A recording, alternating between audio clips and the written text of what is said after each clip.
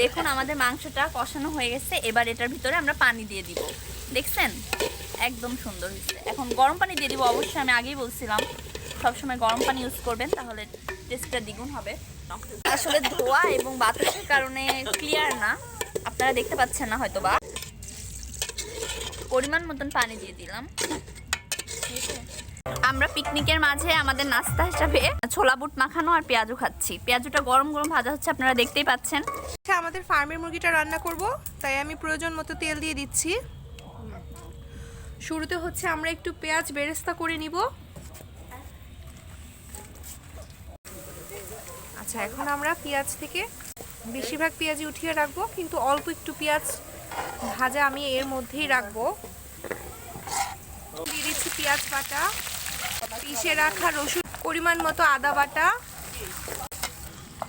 এবং জিরা বাটা। এখন দিয়ে দিচ্ছি গরম মশলা, তেজপাতা, দারচিনি এবং কিছু এলাচ। আচ্ছা, এবার দিয়ে দিচ্ছি হলুদ গুঁড়া 3 টেবিল চামচ, 2 টেবিল চামচ ধনিয়া গুঁড়া, 5 টেবিল চামচ মরিচের গুঁড়া। একটু দিয়ে দিচ্ছি অল্প একটু পানি। এবার আমি স্বাদ মতো লবণ দিয়ে দিচ্ছি। এখন আমি মশলাটা কষিয়ে নিচ্ছি। মশলাটা ভাজা ভাজা হয়ে গেলে আমি মুরগির মাংসটা দিয়ে দিব। মাংসটা আগে থেকে পানি ঝরিয়ে রেখেছিলাম, এখন মাংসটা দিয়ে দিচ্ছি। এখন আমি কোনো পানি অ্যাড করব না, মশলাটার মধ্যে মাংসটা আগে ভাজা ভাজা হবে। ধরে মাংসটা আমি ভালো মতো মিশিয়ে নিয়েছি মশলা দিয়ে। তো এখন আমি আর কোনো পানি অ্যাড করব না, এই মাংসের পানিটা থেকেই মাংসটা সিদ্ধ হয়ে যাবে। এবং আস্তে আস্তে আমি চুলার আঁচ এখন মিডিয়াম রেখে সেই আঁচে মাংসটাকে সিদ্ধ করে নিব। আচ্ছা দেখুন, এখন মাংসটা প্রায় হয়ে এসেছে। আমি কিন্তু কোনো পানি অ্যাড করিনি, মাংস থেকেই পানি বের হয়েছে এবং সেই পানিতেই মাংসটা প্রায় হয়ে গিয়েছে।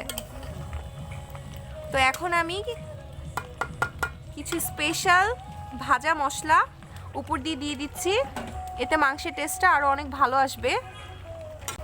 এখানে 2 রকমের মশলা আছে, আমি অল্প অল্প করে দিয়ে দিচ্ছি। আমি আর 5 মিনিটের মতো রাখবো চুলায়। মাংসটা প্রায় হয়ে গিয়েছে, 5 মিনিট পরে আমি চুলাটা অফ করে দিব। এখন কিন্তু চুলার আঁচ একদম লো আছে, তার মধ্যে রান্নাটা হয়ে যাবে। আচ্ছা, 5 মিনিট হয়ে গিয়েছে দেখেন। তো এখন আমি মাংসটা আসলে নামিয়ে ফেলবো, আমাদের রান্না শেষ। দেখুন আমাদের মহিষের মাংসটা হয়ে আসছে। এটা দেখুন যেমন সুন্দর কালারফুল, খাইতেও টেস্টি। আপনারা তো আসলে বুঝবেন না, আমরা খেয়ে দেখছি অনেক টেস্টি। এটা থেকে অনেক সুন্দর অ্যারোমা আসছে। তাহলে এতক্ষণ আমরা আমাদের মতন রান্না করলাম, সবগুলো আইটেমই অলমোস্ট ডান। এখন খিচুড়িটা করবে ভাইয়া করবে, আমি জাস্ট ভয়েস দিব, ঠিক আছে? প্রথমে হচ্ছে আমরা মাসকলাই ডালটা ভেজে নিব ভালো করে।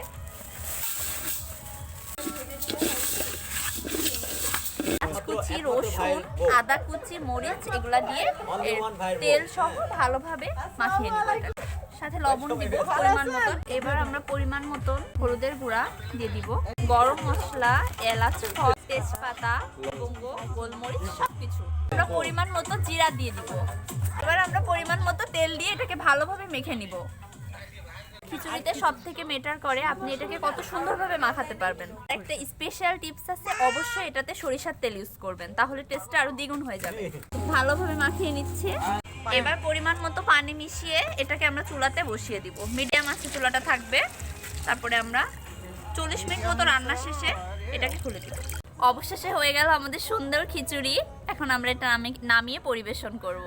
তো বন্ধুরা, আজকে তো দেখলেন আমার রান্নাঘরে সবাই মিলে রান্না করা হলো পিকনিকের। তো রান্নাটা কেমন লাগলো সবাই কমেন্টে জানাবেন। আজ এই পর্যন্তই, আল্লাহ হাফেজ। সবাইকে হ্যাপি নিউ ইয়ারের শুভেচ্ছা। তো এখন আমরা যাই, সবাই খাওয়া দাওয়া করব। আপনারাও আমাদের সঙ্গে আসুন। আসসালামু আলাইকুম।